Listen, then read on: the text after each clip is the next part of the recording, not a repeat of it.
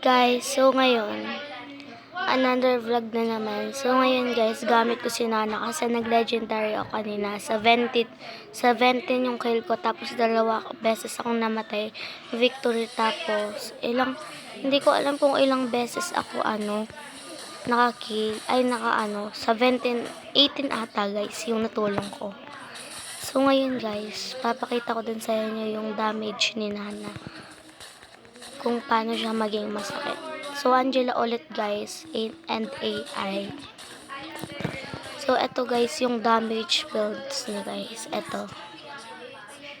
Simple mode lang guys Nagiging hero ko din kasi ito minsan eh. Diba? Ang galing.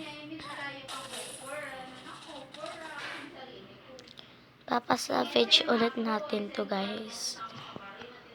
So, ayan.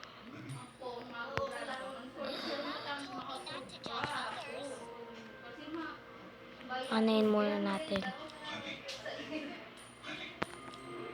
Isa pa.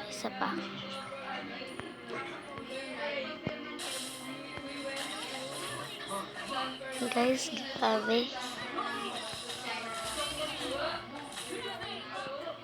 Guys, ang ganda pakinggan, Savage.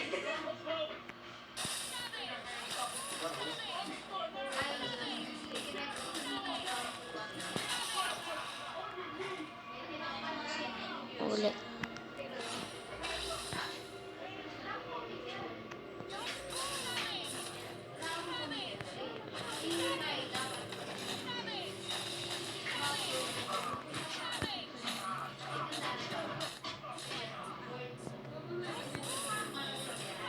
Grabe guys.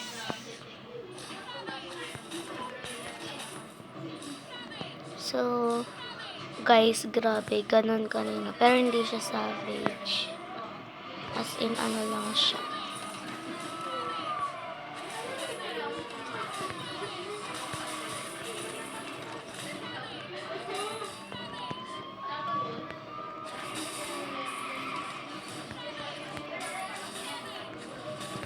Grabe itong minion na to. Di pa makaalis-alis. Grabe guys, kanina pa itong minion na to. Ito. Yung maliit.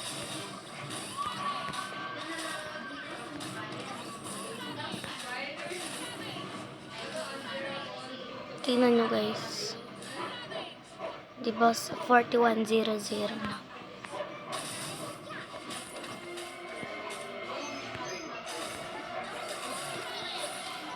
Ang ganda talaga guys.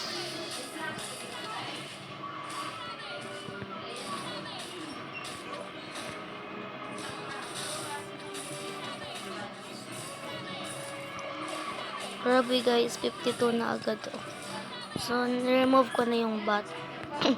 Si Angela na ulit.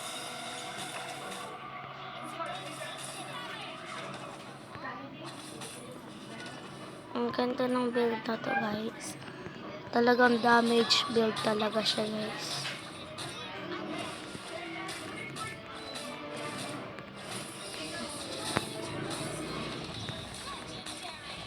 $54,000 na guys. So, yun lang naman guys. Tignan nyo naman yung mga builds ni Angela. Ay, ni Nana.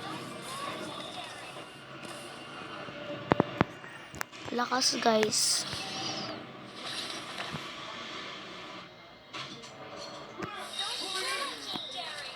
One hit.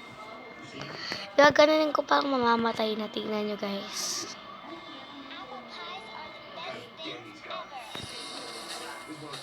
Hindi pa. Diba? Dalawang ganun lang yun guys. So ayan guys, i-end na natin. Pero biglang dumating yung epal, kaya ayan, pinatay ko na. So yun lang naman guys. Yan yung kay Nana.